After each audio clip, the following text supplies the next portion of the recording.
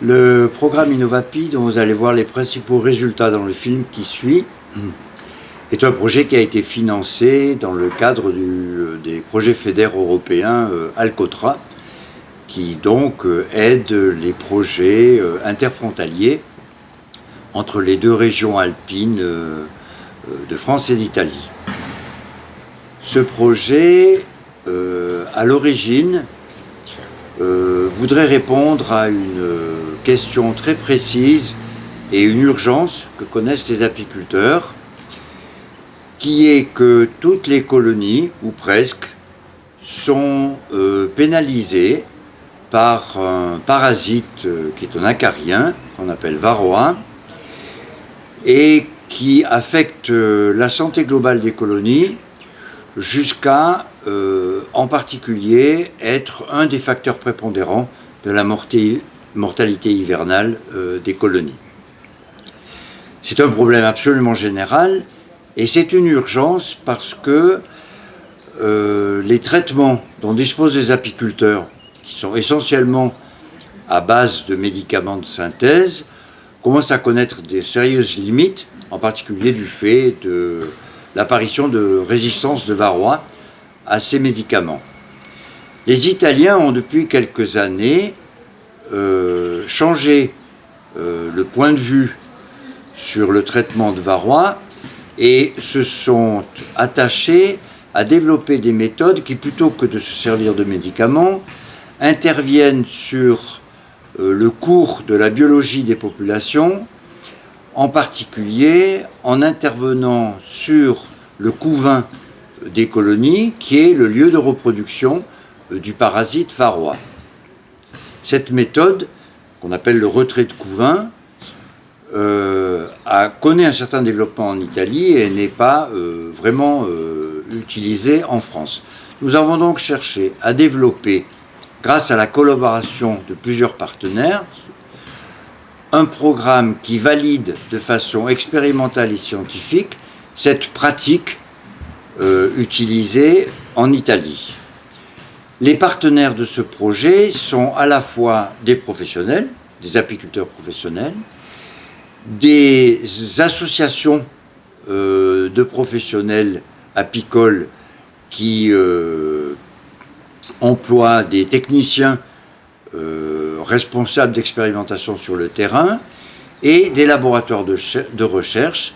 Il s'agit donc précisément de l'UNAPI en Italie, de l'ADAPI en France, du département d'ISAFA de l'Université de Turin et de deux unités de recherche de l'INRA en France, abeilles et environnement, et biologie et processus spatiaux de l'INRA PACA.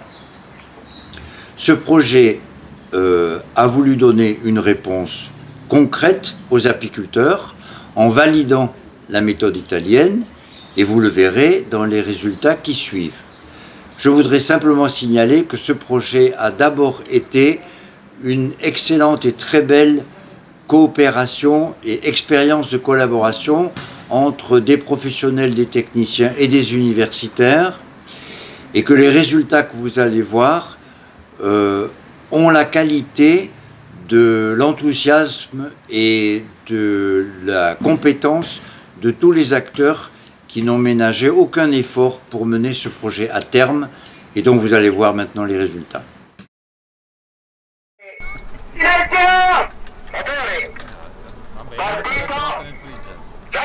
Odissea 701 per... Che numeri abbiamo, Ele?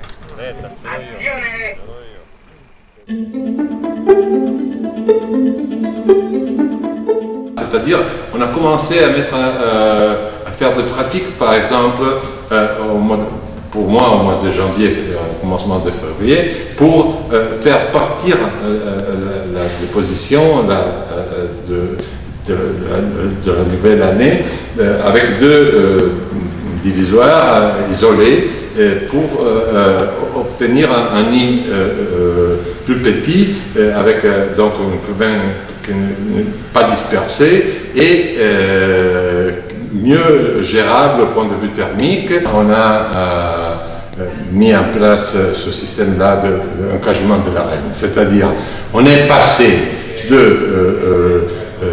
une approche qui était uniquement la médecine pour le parasite, antiparasitaire, à imaginer quelque chose qui était lié au cycle de la vie des deux, qui est entré en question. On n'est pas seulement de religieux qui adorent les petites abeilles. Non, on fait des choses, mais on fait des choses raisonnables, vraiment raisonnables. Et ceux qui chantent sur le fait qu'il est raisonnable, c'est qu'on a le vide sanitaire, où plus ou moins on travaille sur l'hygiène. Pour les virus et pour les nosémois, je crois que ce soit très intéressant ça. Et on a de l'autre côté, on a, pour moi c'est ma médaille. Hein. Quand j'ai les données d'analyse de mon propolis et de ma cire qui disent que je fais ma production et je laisse le moins possible de traces de mon élevage dans l'environnement, ça c'est énorme. Il y a un peu deux mondes séparés dans l'apiculture, c'est-à-dire qu'il y a les apiculteurs conventionnels et les apiculteurs qui travaillent en bio. Donc l'extraction des couvents, c'est commencé dans le monde des apiculteurs en bio. Comme il avait plus de problèmes par rapport à les autres à gérer la varroa.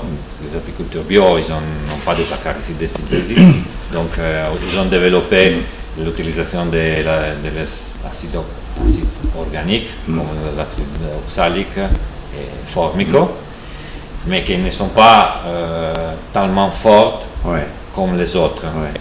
Et alors, pour aider ce type d'approche sanitaire, les apiculteurs en bio, ils ont développé des techniques de manip de les ruches, comme la retraite des couvents ou le blocage de la ponte. Mais dans les dernières années, il y a beaucoup de produits qui ne marchent plus, parce que la varroa est devenue résistante. Donc, les problèmes qu'avant, il y avait les apiculteurs en bio, d'avoir trop de varroa, ils ont commencé aussi dans le côté chimique. Conventionnel. Alors, même les apiculteurs conventionnels, ils ont commencé à s'intéresser à ce type de technique. Et aujourd'hui, il y a beaucoup d'entreprises d'apiculture conventionnelle qui utilisent des biotechniques, comme la retraite des couvents ou le blocage de la ponte. Quand on parle des biotechniques, comme la retraite des couvents ou l'encagement de la reine, après ça, il y a toujours l'acide oxalique. Ici, on est sur un des 3 lots du rucher expérimental, le lot rouge, qui est constitué pour moitié de reine coca et pour moitié de reine buckfast. Et c'est sur ce rucher qu'on va faire le retrait de couvain. Le retrait de couvain, rapidement, consiste à enlever les cadres où il y a du couvain fermé pour les mettre dans les ruchettes qui sont à côté des petites ruches, et on laisse dans la ruche d'origine les cadres avec des réserves et des abeilles et la reine d'origine, et on rajoute des cadres gaufrés pour compléter à 6 cadres, et donc on réduit la colonie sur 6 cadres. Le rucher, on va le décrire avec 3 équipes. Une équipe avec Loïc, une équipe avec Anthony et une équipe avec Eleonora. Et chacune va faire cette séparation et donc fabriquer une ruche qui va rester avec la reine et les abeilles et une ruchette dans laquelle il va y avoir le couvain qu'on va laisser désoperculer pour pouvoir le traiter. Le retrait de couvain, donc c'est une méthode pour lutter contre varroa en fin d'été qui nous vient de nos amis italiens. C'est qu'on a essayé d'adapter donc à notre région alpine en Provence, et pour voir si on arrivait à utiliser cette méthode en traitement de fin d'été contre varroa. Il faut savoir qu'en Provence, la quasi-totalité des exploitations provençales finissent sur la mielée de lavande, donc amènent quasiment l'ensemble de leurs ruches sur la mielée de lavande. Et cette mielée est une mielée bloquante, c'est-à-dire qu'il y a très peu de pollen, ou quasiment pas de pollen, donc la colonie, et notamment la reine, va s'arrêter de pondre. Et ce couvain, en fait, c'est le lieu de reproduction du varroa, et donc c'est là où se retrouvent tous les varrois ou quasiment tous les varrois qui sont dans le couvain et dans un espace réduit. Donc ce couvain, il est de mauvaise qualité, il est malade. Et nous, ce qu'on a pensé, c'est qu'on pouvait, au lieu de le garder, ce couvain, c'était de le détruire. Donc de le supprimer par griffage. Donc on inspecte tous les cadres, on regarde là où il y a du couvain, on détruit le couvain à l'aide d'une griffe. Et ensuite, tout de suite après, comme on n'a plus de couvain, on peut traiter avec l'acide oxalique de manière efficace contre le varroa. Cette méthode, elle est assez simple à mettre en place parce qu'elle demande une gestion des cadres beaucoup plus simple vu qu'on laisse les cadres dans la colonie. Et ensuite, les colonies, comme elles ont du miel, elles peuvent ensuite refaire du couvain et c'est du coup l'expérimentation qui doit nous dire si cette méthode est adaptable à la région alpine en province. Pour étudier l'intérêt de la biotechnique de la suppression de couvain pour lutter contre l'acariens parasite varroa destructeur, nous avons réalisé le suivi de 3 ruchers d'apiculteurs professionnels alpins et provençaux. Nous avons suivi un rucher sédentaire de 30 ruches et 2 ruchers transhumants de 60 colonies. Le point commun de ces 3 ruchers, c'est qu'ils ont tous terminé sur la mêlée de Lavande, donc sur le plateau de Valençol au mois de juillet. Au sein de chacun des ruchers, nous avons fait un suivi de 2 lots de colonies, donc qui étaient traités de façon différente contre varroa en fin d'été. Un lot qui était traité avec une méthode de lutte conventionnelle à base d'amitrase, qui est couramment utilisée en apiculture, et un lot qui était traité avec notre biotechnique de suppression de couvain. L'expérimentation a duré 3 ans. Tout au long de ces 3 ans, nous avons fait de nombreuses visites de ruchers pour déterminer à chaque fois les populations d'abeilles et de couvains avec une méthode d'évaluation qui a été développée et qu'on appelle Coleval.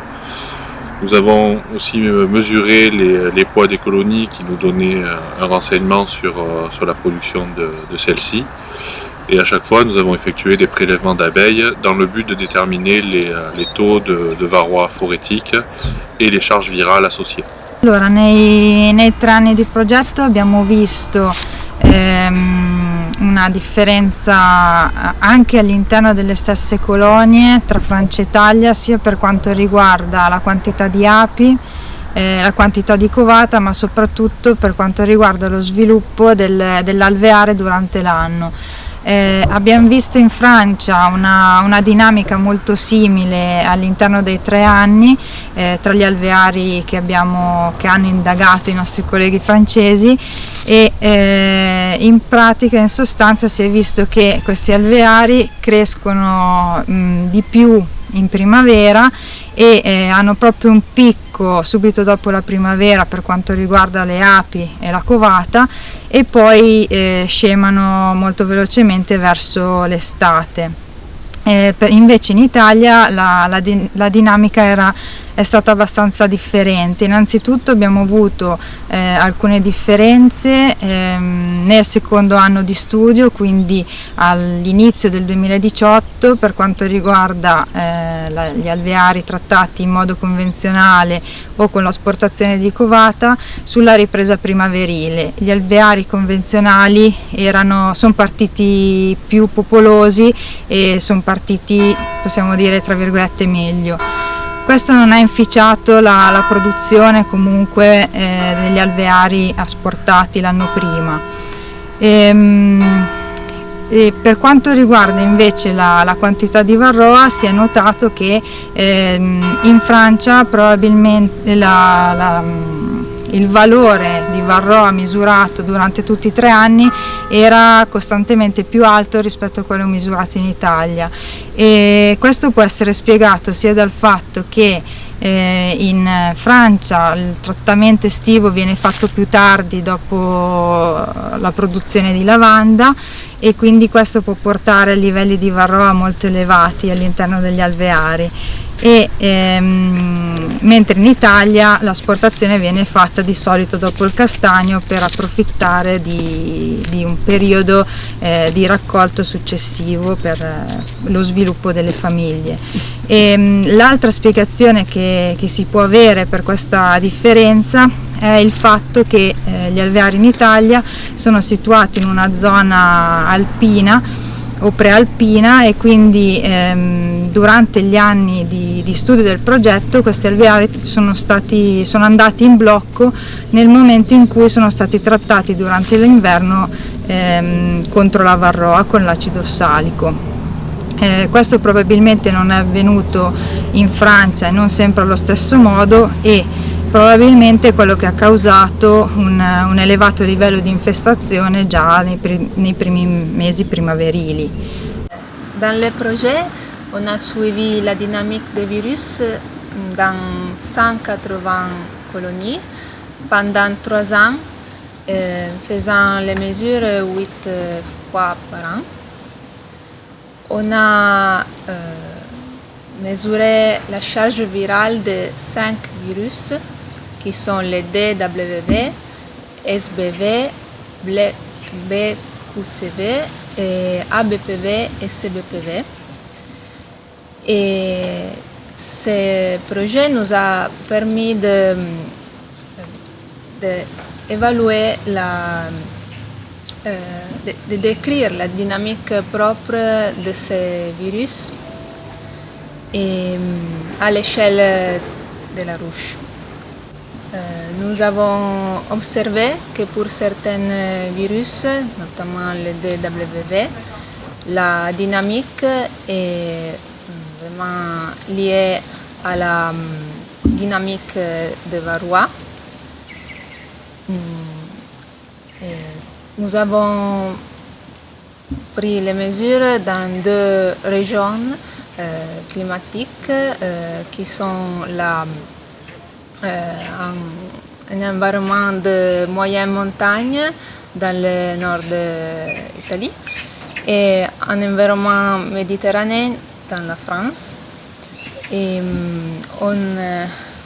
en faisant la comparaison des charges virales, on peut observer une tendance qui est une tendance de charge plus faible dans les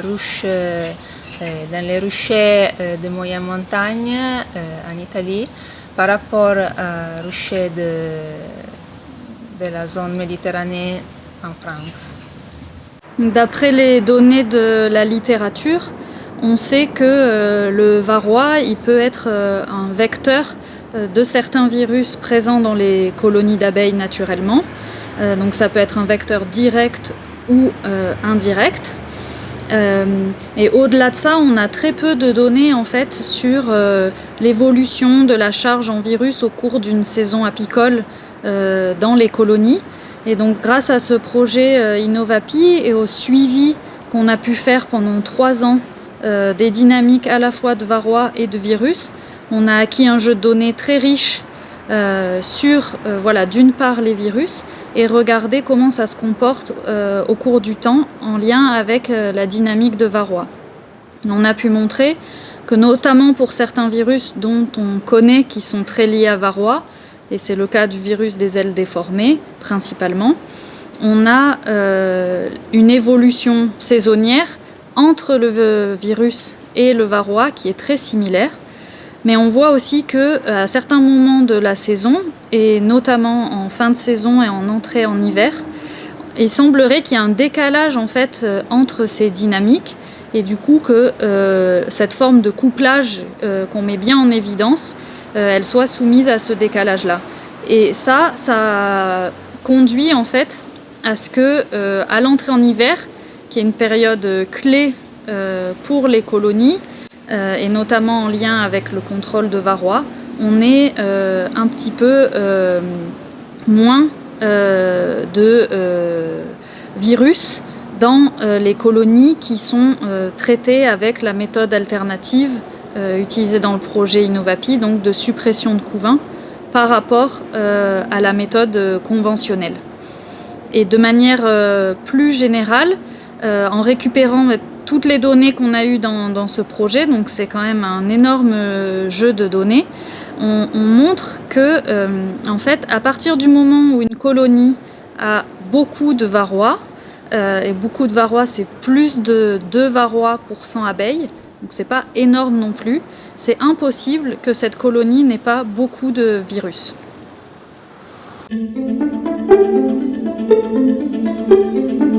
J'ai étudié la partie économie dans les projets Innovapi. Nous avons étudié la soutenabilité économique de l'application de la suppression des couverts. Et nous avons étudié des exploitations apicoles dans la province de Turin et dans la province de Cuneo en Italie. Nous avons fait cette étude économique dans des exploitations qui ont une partie des ruches conduites avec les techniques de suppression des couvains et une partie des ruches avec l'application des techniques conventionnelles. D'un point de vue économique, nous avons vu que sur les ruches où il y a l'application de la technique de suppression des couvains, on peut observer une légère diminution de la production de miel compensée par la production de nucléi. Et cela fait que les résultats économiques d'un point de vue de la rentabilité, c'est positif. Donc, une autre chose que je pensais important de remarquer, c'est qu'on a observé aussi que la technique de suppression des couvains fait augmenter un peu la main-d'œuvre, mais il faut observer que tout ça, c'est à gérer d'un point de vue de l'organisation de l'exploitation. Je pense que c'est important de dire en conclusion que la méthode, la technique de suppression des couvains, c'est une méthode innovante et c'est une méthode qui fait augmenter la rentabilité de l'exploitation apicole. Donc, soit d'un point de vue de ce que l'exploitation apicole obtient à la fin de l'année en appliquant la technique de suppression des couvains, soit d'un point de vue de l'organisation de l'exploitation, ces techniques portent un résultat positif dans l'exploitation apicole qui a une conduction d'une partie des ruches avec la technique de suppression des couvains. Nous, on a complètement repensé l'organisation pour les traitements. Ça veut dire on est allé à beaucoup plus de monde. Voilà, on a embauché des gens vraiment pour mener à bien ces traitements. On pensait qu'au début ça serait très difficile, mais en fait on est arrivé à très bien le mener, à garder les mêmes délais et même avec des coûts moindres. Donc ça a vraiment été une réussite pour nous et ça nous a permis d'amorcer vraiment un virage vers autre chose, quoi. Il metodo dell'asportazione di covate è un metodo utilizzato già da anni in Italia ma da poche aziende. La maggior parte delle aziende hanno ancora molti dubbi sulla validità di poter usare questo metodo perché si ha molta paura che il metodo possa portare ad ottenere delle famiglie troppo deboli per superare l'inverno con più alta mortalità rispetto a metodi più tradizionali per la lotta alla varroa e di conseguenza si ha paura che la produttività nell'anno successivo sia inferiore rispetto ad altri metodi di controllo della varroa. Con questo progetto finalmente abbiamo dei risultati che dimostrano praticamente e scientificamente che il metodo dell'asportazione di covata è un metodo percorribile e che benché le famiglie sì vengano spesso invernate più piccole rispetto a delle famiglie trattate con metodi più tradizionali, questo fattore non interferisca né sulla mortalità invernale né sulla produttività nell'anno successivo all'asportazione di covata. Quindi sì, con questo metodo abbiamo dei risultati che sono assolutamente confrontabili rispetto all'utilizzo dell'Apivar e quindi della molecola Amitraz. Certamente abbiamo più ore di lavoro perché le famiglie che vengono asportate devono essere seguite più a lungo e con più lavoro, e anche i nuclei che vengono fatti dopo asportazione devono essere seguiti. Inoltre il metodo dell'asportazione di covata con l'utilizzo di acido ossalico al posto di una molecola chimica, quindi con l'utilizzo di una molecola organica, permette di rendere l'apicoltura più sostenibile e più esente da residui all'interno di qualsiasi matrice dell'alveare, dalla cera al miele alla propoli prodotta all'interno di ogni famiglia. On a décidé depuis quelques années d'essayer de trouver des méthodes un peu alternatives à l'Apivar et aux méthodes de lutte chimique contre le varroa. Donc on a expérimenté déjà différents traitements hivernaux et on s'est dit que là une nouvelle méthode de traitement pouvait être intéressante avec l'acide oxalique, ce qui évite d'utiliser les molécules habituelles et pourquoi pas un jour dans l'idée de passer l'exploitation en bio. Che però è molto importante il periodo in cui si va a fare, e in questo caso ci sono due possibilità: uno, o anticipa il blocco della covata, l'asportazione nel momento in cui ritiene più opportuno, perché le api poi devono avere la possibilità di ricostituire le colonie, oppure può fare della transumanza e spostarsi in zone costiere dove comunque le famiglie si ripreparano. Facciamo prima questo, poi facciamo un'altra domanda magari.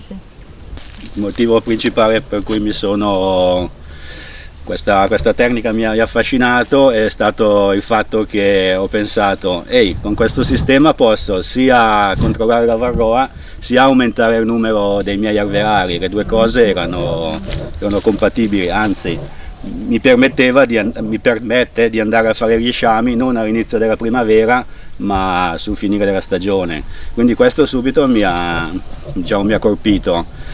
E poi ovviamente non è che uno capisce le cose subito al primo momento, però ripetendola nel corso degli anni ho capito che è molto importante che ognuno, in base alla zona dove opera, sappia qual è il momento giusto per andare a fare l'asportazione.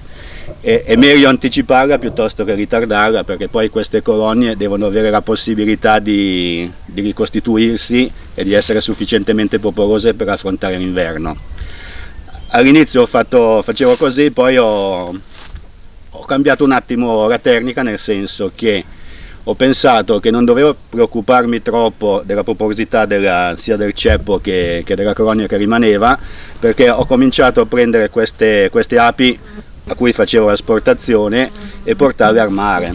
In questo caso, svernando sulla costa, in Liguria o in Toscana, queste in primavera sono pronte o per essere venduti come nuclei se non li voglio tenere, oppure li porto in produzione.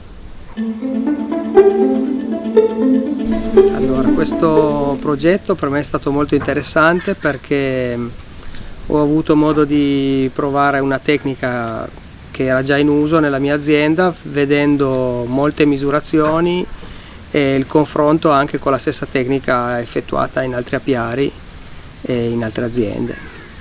E questo tipo di tecnica ha anche il vantaggio di poter essere utilizzata nell'apicoltura biologica, ma per chi non lo è, per tutta l'apicoltura convenzionale, si presta ad essere un'arma versatile che ti permette di adattarti alle situazioni, di tamponare quando non si può usare un certo prodotto e trovare delle vie di fuga differenti.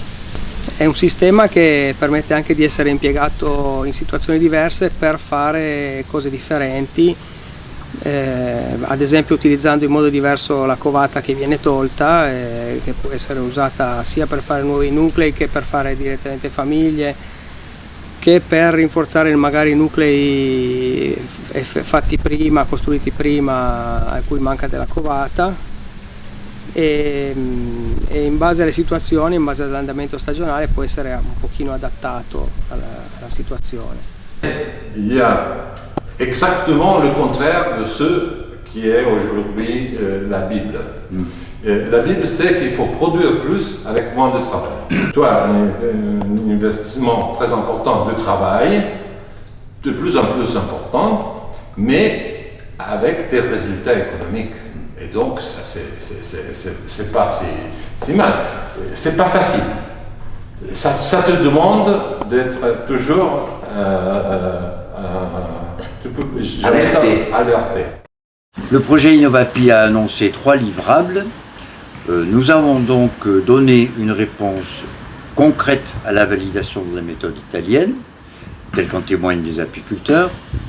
Nous avons produit les outils qui permettent la diffusion de cette méthode sous la forme du film et d'un cahier technique complet. Et ces résultats nous permettent effectivement de contribuer à l'harmonisation des politiques sanitaires en apiculture entre la France et l'Italie. Ces résultats sont suffisamment cohérents pour que les apiculteurs en demandent une suite, et il est vrai que nous n'avons pas abordé dans ce projet une des composantes de la lutte contre varroa, qui est l'utilisation ou l'amplification des comportements hygiéniques des colonies. Une suite normale à Innovapi sera d'ajouter au cadre du développement de ces biotechniques des procédures expérimentales qui nous permettent de mettre en œuvre et de démontrer l'amélioration qu'on peut apporter à la lutte contre varroa par l'utilisation des propriétés hygiéniques des colonies.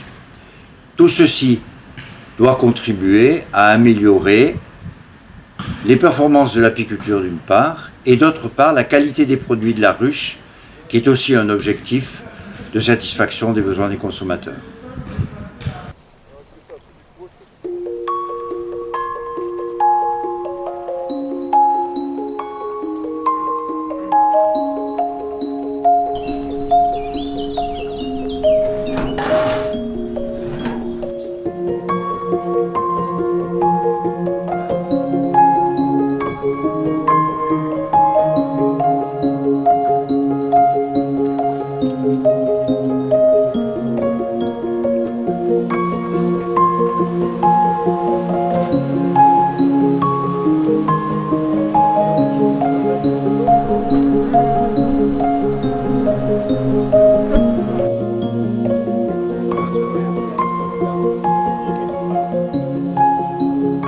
fa 4, mi dici basta? 1001, 1002, 1003, 1004, basta.